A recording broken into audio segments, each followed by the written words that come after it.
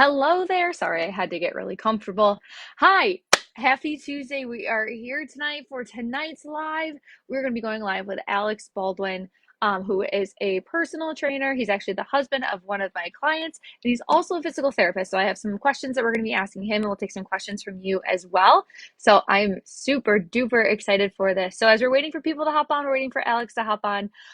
Just a reminder that How to Meal Prep Like a Pro starts next Monday, starts this coming Monday. So if you're interested in this, time is running out for you to join us. You want to join us. So I'm going to get Alex on here. We are on top of the game.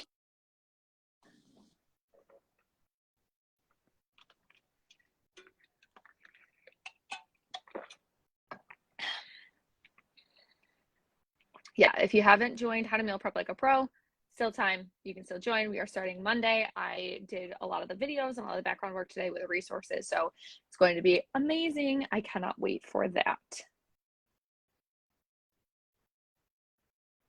All right, so we are just waiting for Alex to connect in. If this doesn't work, there's another way we can do this.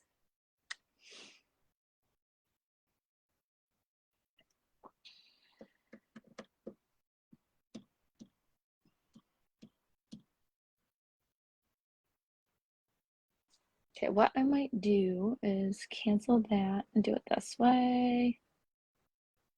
Let's try again. There we go.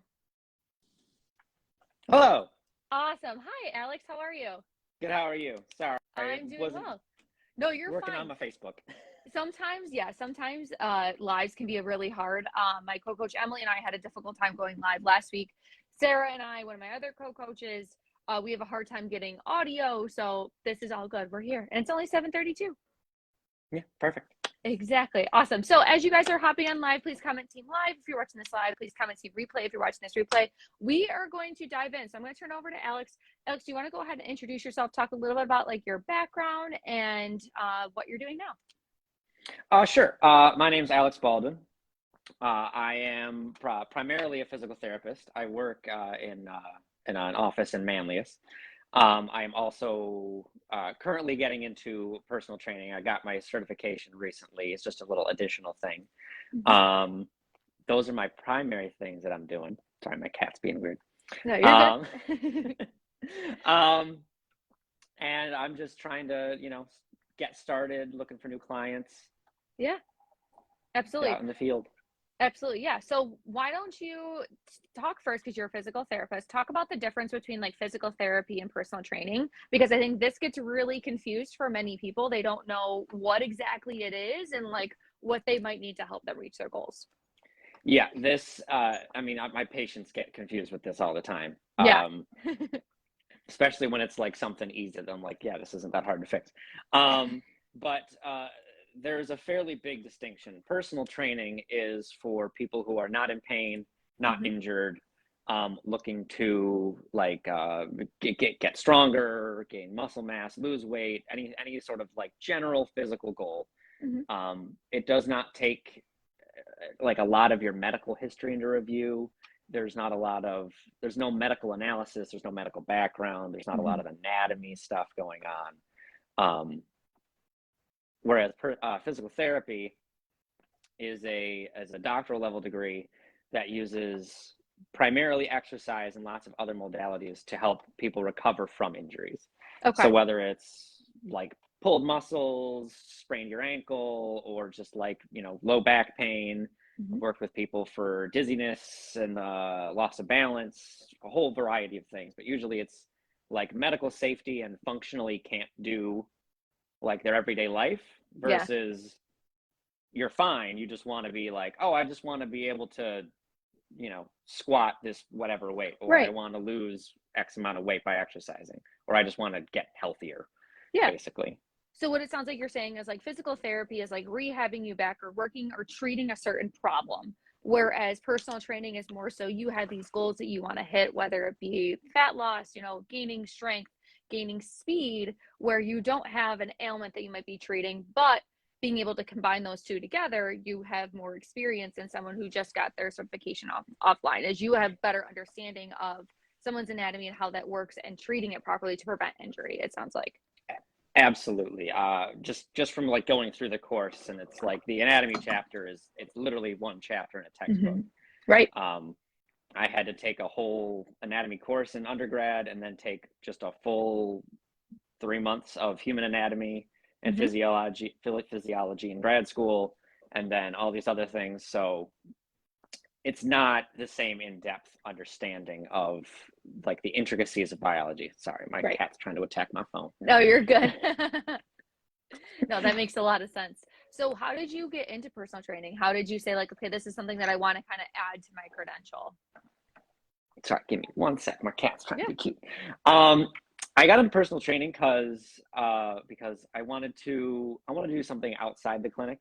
I Hmm. wanted to, it's just doing the same. I love exercise. I love exercise, and I wanted to do something in a different capacity with exercise, to Hmm. work with people who aren't always in pain, where I don't have to be as analytical. Hmm. Hi, my wife's taking the cat away now. Uh, I don't have to be, um, I don't have to be a doctor, basically. I get to work with Right. people and help them achieve their goals, but I don't have to worry about them.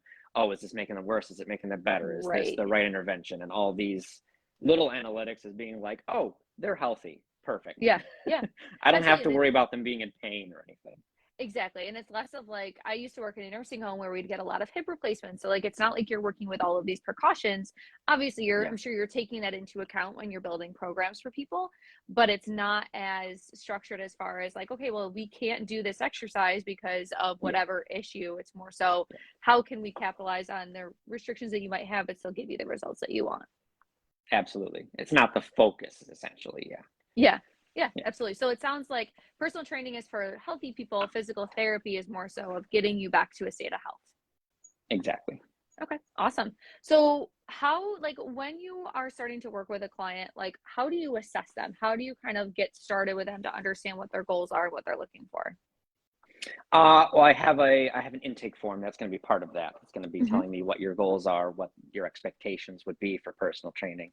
Um, and then if I feel like that matches up with what I'm looking for as well, and if I think it's a good match, then I would go into um, just like doing a phone call probably with the person, Hmm. asking what exactly are your goals, Hmm. um, and then how they want to achieve their goals. Because if it's just, if it's weight loss, there's a million ways to Hmm. Hmm. exercise, Hmm. and it's about finding the one that interests you, that you are excited about and want to do, Hmm. not doing the one that you think will help you just lose weight the fastest, because you're never going to, Right. that's not how it works. You're just never going to be compliant being like, oh, I want to be healthier, I'm just going to eat raw spinach every day because Hmm. that's good for me. It's like, Right. well, that Right. doesn't taste great, and you're going to give up real Right. fast Exactly. because You're it's gonna hate terrible. it. Yeah, Yeah. you're going to hate it, absolutely. um, so about working with people in what they can do and what they want to do and what they're willing to do, Yeah. essentially. It sounds like trying to make sure that it fits into somebody's life, that it's not a hassle for them, that it's going to be easy, but then Yeah. also something that they can do repeatedly as well. Yeah, and they're Yeah. excited about it. Something Yeah. that like energizes you, as opposed to being like, oh God, I gotta, like, if you hate running, I'm not gonna make you run four Right. times a week Right. for Which is whatever goal it so is. That's so important with the assessment too, because it's figuring out like what goals might work for you and what, like you said, what do you like, rather Exactly. than, of just saying, and like I say this all the time with our one-on-one clients, like I could sit here and give you any goals that I would pop into my head, but like it may not be what's working for you, which is why we ask our clients what that input is with the goals that they're looking for to achieve and what they feel like they can do week to week in order to achieve them. Exactly. And I would also probably do some sort of not obviously as in depth as I would do as a physical therapist, but like a small medical review to make sure Hmm. there's no like major things going on that I need to be aware of. It's like, oh, I've got really high blood pressure. It's like, oh, Yeah. well, let's make sure that's monitored and stuff when we're Right. doing exercises and other things like that, but Yeah. So taking the whole not in the person same into the approach, capacity. it sounds like. Exactly. Yeah. Yeah. Need to know if you Awesome. have diabetes before you go for exercising. Yes, exactly. Yeah, Yeah. Any of those medical issues, a par Q. exactly. Exactly. How do you track progress with clients? Is there goal setting? What does that look like? Is it increasing strength? Is it increasing reps? Does it depend on the client? What does that look like? Depends primarily on the client and what they want to work on. So if you want to Okay. work on strength, I can track it in like weight moved, number of reps, Hmm. number of sets, Hmm. how much rest you need between sets. Lots of different ways I can track it that way.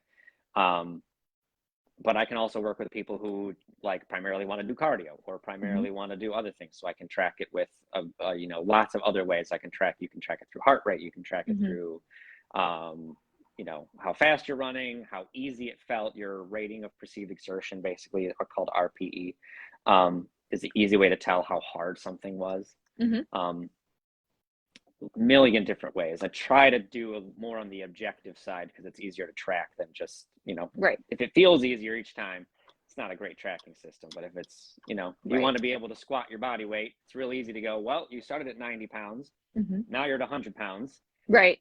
That's Yeah, we're definitely seeing those progress. changes right there. Yeah, Yeah. that's easy. Yeah. Yeah. Now, is it possible for someone who does not have a gym membership to be able to still see results while working out at home as well? Is they're able to do home-based workouts? Absolutely. It's generally not, it's not very hard either. Um, it's easier if you get like a couple little things depending on what you want to work on. Hmm. But there's a million different body weight exercises you can do, or just stuff using items around your house that you don't necessarily need to go to a gym for. And again, Hmm. depending on your goal, if you want to be able to, deadlift 300 pounds, Yeah. probably not gonna be able to do that at home. But if Right. it's just looking for like weight loss, you're like, oh, I've only got 20 minutes and I don't have the money to pay for a gym membership, then Hmm. absolutely, there's a million things we can do with you at home. Yeah. Okay. That absolutely makes sense. Some questions that people might have. Okay, so the gym can feel really daunting for some people as far as like they might Yeah, be scared to go. What would you say to someone who's like a little bit apprehensive to kind of like dive into that space if they haven't done that before? I can tell you, I felt exactly the same way when I first started going to the gym. I felt like everyone was staring at me. I felt like everyone was judging my form. I thought Hmm. everyone thought I was going to be like weak or doing something stupid Hmm. or anything like that. And over my years of going, I've come to realize literally no one at the gym cares. Hmm. No one is looking at you unless you're doing something like if you're the guy who's screaming as he's lifting weights, people are looking at you and they don't like you. Right, Um, right. but other than that, no one cares. Yeah. No one. Everyone is in their own head thinking about their own day. They're like, oh, I just had a hard day at work. I just want to exercise, Right. or oh, my favorite song is playing. I want to, kill Crank it this up. rep. Yeah. Exactly. No one is. No one actually is gonna like is critiquing you with nearly as much as you are critiquing yourself.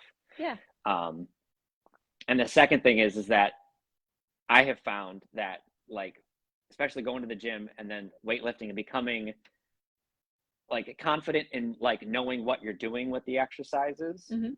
that fear of other people like critiquing you goes away because you feel like you know what you're doing. Yeah. Um, so like that little bit of mastery of like even if you're not like particularly strong or look like you're in shape or anything like that, if at least you feel like you go in and you're like, at least I know what I'm doing. Right. Yeah. You have that direction. And like, obviously, That that's something that you can direction. give to your clients as well. When we go in and it's Yes. just like, I'm throwing spaghetti at a wall and I don't know what I'm Yeah. doing today, it's very That's the easy to most wind up, daunting. yeah, with that feeling of like, what the hell am I doing right now? Like, well, what am I Exactly. supposed to be doing? Why am I spending my time here? Yeah. Yeah. And it absolutely gets better, especially when you're like, if you just go consistently and if you try to do what everyone else does and just like do what you're there to do, Hmm. because that's what everyone else is there to do. Yeah. They're there to exercise their own way. You'll see Right. people doing some weird stuff, and all you're gonna look at them and go, "That's kind of weird," and then move on with Right. your life. No one's Exactly. staring at them doing anything. Unless it's like one of those videos that you might see on like Instagram where it's someone using the cable rope pull down and they're like jumping back and forth Oh yeah, with it. That always makes me laugh. Don't do that at the gym. no, definitely don't, definitely don't. But it's always amusing to watch the person who clearly has no idea what they're doing and has never looked up a video and has Right. never asked a question and it's just like I'm gonna just yank on a pulley for a while and just Exactly. like Just jump back and flail. forth. Yeah. And it's like, you know what? If you're having fun, go ahead. Just don't Right. hurt yourself. That's the person that needs a personal trainer though. Exactly. Exactly. let off some steam, but in a safe way. Right, exactly, exactly. So are there any like are shoes important, as far as what type of shoes someone should be wearing if they're looking for more like cardio-based training, if they're looking for more basic strength training, heavy weights, what's like ideal? Uh, it very much depends on what you're trying to do. So if you're doing cardio, you're not going to wear at all the same shoe you're going to wear into the gym. If you're doing cardio, you're going to want something more supportive, like a sneaker, some Hmm. sort of running shoe, or just general activity shoe that feels pretty comfortable. When you're lifting weights, especially when you're getting heavier, you want. She's back. You want something more flat and something more sturdy. Okay. So you're not going to want to wear a sneaker because they're generally pretty flexible and Mhm. fairly soft. And if you're lifting heavy weights, you want your foundation to be like rock solid. So a Right, lot of right. people they have specialized weightlifting shoes that are like very hard rubber or Mhm. plastic on the bottom that are very stable, or people wear like Converse or something like that Mhm. where it's flat and it's just hard rubber that's not real soft and squishy, and the sides Mhm. don't really bend a whole lot. Right, Because if you're going to be squatting or deadlifting or anything of any substantial weight, you want to make sure your ankles are, right. sturdy. Something You that's want your base of supportive. support sturdy. Exactly. Yeah. And if you're on something with like a huge heel or that's really soft, it's more likely your ankles and feet are just going to be wobbling around and stuff, and it's just not a great idea. Yeah. I did a talk at Fleet Feet in East Syracuse over the weekend. And yeah, I noticed how like I have pretty flat sneakers that I'll wear to the gym. They're just general training shoes. Mm-hmm. But the runners, like their soles, you're right, they're like a couple inches thick because they Oh need yeah, that spring and also prevent with the foot strike issues as well. Runners are at higher yeah, risk of iron deficiency. So that makes yeah. sense. But like Uh, trying to do any single leg exercise on a thing that's that thick, yeah. You're one little asking wobble and your for, ankle's like, whoa, yeah, you're asking going for a over. sprained ankle at that point. Yeah. Exactly. Um, Another question that I have too, actually, that's coming up that I've talked about this with clients sometimes. How often should someone be going to the gym? It's very tempting to go and do like the Orange Theory classes 7 days a week. I have always Mm-hmm. heard that they're very, very detrimental as far as it's a lot of stress added to the body with doing HIIT training. And it's not a lot of strength that you're doing there, that maybe that could be good 2 to 3 times a week, but then doing strength training, 2 or 3 or 4 times a week, it should be doing full body, just specialized zones. What does that look like? It varies greatly on what your goal is. So HIIT training is great, but because it's so intensive, you need a longer recovery period. So if Mm-hmm. you do that every single day, your muscles don't get to recover, your heart doesn't get to recover. So over time, you're just slowly like, you will adapt to a certain point, but you're very Mm-hmm. likely to get a lot of overuse injuries and just generally like feel weaker and be tired just because your body can't keep up with the demands that you're trying to put on it.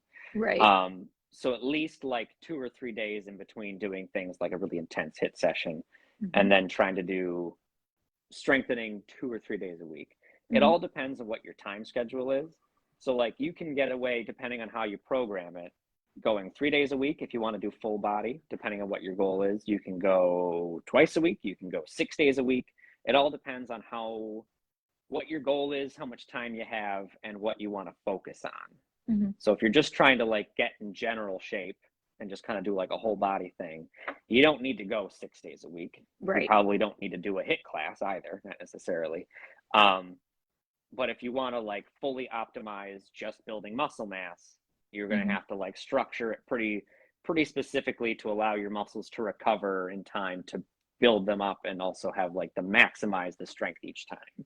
Okay. So there's a lot of variability, which I would be able to figure out and plan out depending on what their goals are. Yeah, absolutely. I was asking one of my clients asked me a question. It was last week on that. She's like, I've been getting into Orange Theory and I love it. And I'm like, the only thing is that you're not going too much. Like you said, it's going to cause overuse injuries and they're going to end up seeing you in your PT practice and Yeah, not in a gym. hopefully not. Yeah. Yes, but same goes with like CrossFit, anything like that, where Mhm. it's high reps, low rest. Um, there's that inherent risk of doing too much too quickly, which is the true Mhm. with any sort of exercise. Doing too Yeah. much too quickly is how most people get injured. Most people get some sort of mild tendonitis or something like that, or Mhm. more severe injuries. Um, and just being cautious of that and not getting swept up in the, oh, like I love the class atmosphere, I love this coaches, I want to Right. go every day and do like all these super intense things, and then next thing you know, you end up with some sort of injury and then you can't do it at all, Right. Yeah. which defeats the purpose, defeats the fun of it. Right. And then also too, that it just causes you to lose steam with everything else. It's less of Yeah, that time in the gym that you're spending. And it's the idea is that we're optimizing that time rather than constantly having to be in there, because there's other things we want to do. exactly. You don't want to be in the gym 6 hours a day, and you don't want to have to Yeah. you don't want to have to see me twice a week. Right. Right. In Exactly. therapy We want to make sure for that me we're to doing fix okay. it. Exactly. Yeah. Okay. So tell me as far as like who you're going to be working with, what exactly are you going to be offer and how you plan on working with people? Because we have clients or Uh, people here in this group that are all over the US. So not everybody's here right in Syracuse. Gotcha. I would be doing pretty much everything online. So I would be doing either video or just like telephone calls Hmm. to get like the intake and assessments and do like biweekly checkups on how Hmm. people are progressing. Um, and then I primarily, I don't have a specific group necessarily that I want to work with as Hmm. terms of like age or goals or anything. Hmm. I don't do, and I'm not interested in like a whole lot of sports. So if it's like, oh, I really want to get good at soccer or something like Yeah. that, More of just like not my, general that's, health and strength training, yeah, it sounds like, rather than sport exactly. specific, which I think is good Yes, because a lot of the people here, it's more so just that general health mindset. I'm not, I'm yes. not a soccer dietitian, I'm not a lacrosse dietitian or anything like No, that. So, I'm not here to get you to be like Usain Bolt. It's just right. general strength, general health. If you want to lose weight, you want to get stronger. Mhm. I can do like certain more advanced things if people want to like get into powerlifting or like progress towards getting into CrossFit or something like Mhm. that. Or if it's just, I want to just be healthier and work on just being able to do things that are take more energy than they should. Yeah, absolutely. Awesome. Anything else that you want to add before we wrap this up? Not that I can think of. I mean, if you want to, my email, if anyone's interested, is abaldwintraining@gmail.com. And we'll drop that too in the comments as Okay, well. We'll drop your email. And people can ask you any questions. They can slide into your DMs as long as that's okay with you. We're going that's to be fine. sending out the replay of this Friday in our newsletter as well. So we'll make sure that your email address is in it also. Perfect, perfect. So yeah, Emily, so that'll be there. Then that's great. Emily asked, what's your favorite exercise and why? Of course you did. My favorite exercise is many people's least favorite exercise. Actually, I have two. I have two favorite exercises. One is pull-ups Hmm. because it took me a long time to be able to do one and do one well. And Hmm. now I can do them really easily. And it's just like, I'm proud of myself for that. So I Yeah, like doing pull ups because it's like, that's not easy to do. And right, now it's like, now it's nothing. right. But that took a long time. Yeah. Um, and the other one, the one that most people hate is Bulgarian split squats. Oh, those are It's a wonderful. I very, love those. said no one ever. I know. No, like put your back foot up on something and doing basically like a single leg squat. Um, and I love them because they're so hard. I can feel it every time, Yeah, and that's for sure. it's just I like that it's a different challenge with a little bit of balance Hmm. as well as a lot of weight Yeah. and a little bit of flexibility as well. It's kind of like a little bit of all three, but it sucks. And they definitely get But your a heart good rate up there sucks. too. Right, Oh exactly. yeah. Yeah. Oh yeah. They definitely get your heart rate up there for sure. Absolutely. Well, thank you so much for joining me, Alex. If you guys Thank have you. any questions, you guys can always leave them down in the comments below afterwards, and I'll make sure that Alex gets them. Alex is in the group with us as well, so he can always come back and answer those questions. Also, the replay will be going out Friday in the newsletter email too, and we'll be doing some more stuff with Alex. So thank you so much. Thanks for joining me, and thanks for joining us, Alex. Thank you. Thank you very much. All right, see you, everybody.